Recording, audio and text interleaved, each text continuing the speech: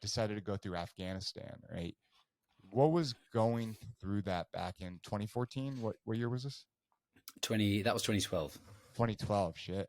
What was that experience like? I mean, especially a war-torn country, and I mean, I know you went through a lot of different places that had their own issues going on, but somewhere like Afghanistan, like, how do you even mentally prepare for that? Like, were you nervous, scared?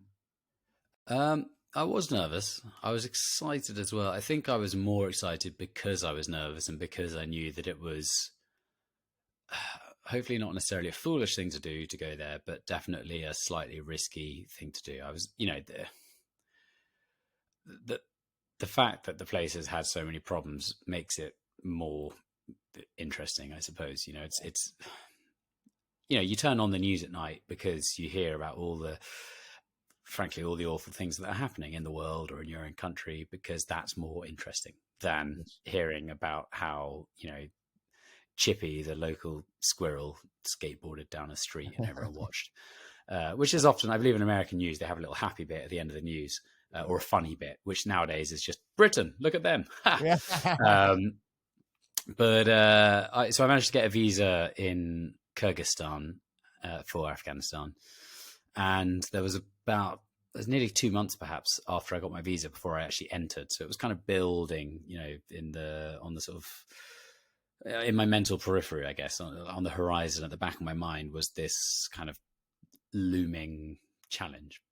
And so 2012, obviously a lot changed last year in Afghanistan, but back in 2012, the war was still very much on in the south. In fact, while I was there, a couple of my friends were fighting with the British Army in Helmand province.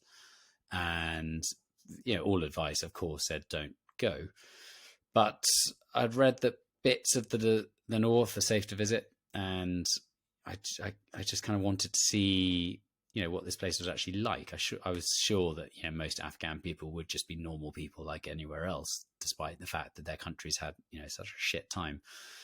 Crossing the border was kind of intimidating. I arrived at first. Well, actually, I camped just a kilometer away or something in Uzbekistan from the border. Turned up on the Uzbek side. They searched everything. They really thoroughly went through all my bags. I had a big beard at the time. I think I was starting to look a little bit like someone that could just be a kind of generic Kurdish freedom fighter or something like that. I wasn't like cultivating this look. It's just kind of what I've come to look like.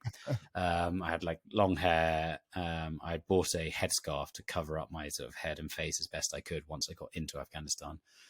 And I cycled over this bridge, this iron bridge, the Friendship Bridge, which it's called the Friendship Bridge, but it's what the Soviets built to invade the country over back in the 80s, and over which they withdrew in 89. And the first town was quite a chaotic place. I didn't hang around. I cycled straight through it, the border town. The border was all towers of sandbags, coiled razor wire, men with guns everywhere. The immigration guy in his little sort of hut more or less sort of laughed at me and said, good luck. I rushed through that town, pedaled out into the desert, and it was probably 4 hours or so of cycling to get to the first town, during which a convoy of Swedish tanks passed me in the other direction on the road. And each one, had a Swedish flag on the side and had a soldier sitting out the top. And although I was quite covered up, to them, clearly a guy on a bicycle with panniers covering his face was a foreigner. And they, these guys, each of them, as they sort of slowly rumbled past, just sternly shook their heads at me. But then I reached Mazar-e-Sharif, this first city, and I had arranged through a website called Couchsurfing to stay with a couple of nice people there. I arrived, and everyone was just really friendly. I went to the sort of the city's main square, and I waited to meet this guy there. And meanwhile, I got chatting to a carpet seller. Some bloke came and gave me a cup of tea. I managed to buy a local SIM card from someone just with a little sort of cabinet he had set up on the side of the street. And like, just my shoulders dropped. There was still that kind of tension. I still knew it was a dangerous place. I still knew that there were Talibs in the area. There'd been a big blast. Actually, I saw the sort of charred, scorched hole on the side of the street where this IED had gone off about 2 weeks earlier.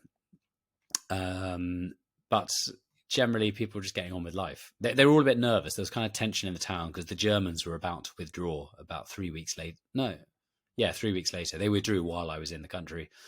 and they were the biggest presence in the north. So for them at that point, there was, of course, it's nothing like Kabul last year, August, September last year, but there was that slight sense of who's going to fill this power vacuum when they go. Are the Afghan National Army guys going to be strong enough to hold? Obviously, 10 years later, it proved that they were not, or that it's a complicated story. We probably shouldn't go into it now, but it was fascinating. People were really friendly. I met loads of great people, but everyone I spoke to, bar none, said, I want to get the fuck out of here. I have no interest in being here.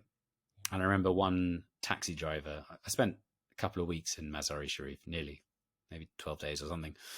And this taxi driver I was chatting to, and via this bloke I was staying with who was translating, and he was very friendly and very chatty. But via translator, he said, my life's greatest wish, my one dream is to fuck a Western woman.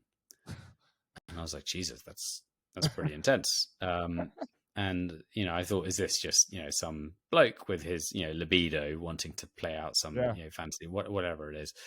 And then he elaborately said, because Western men fucked my country, so I want to fuck one of their women. And it then became a much more kind of depressing, still a horrifically misogynist sentiment, but a much more depressing, thought.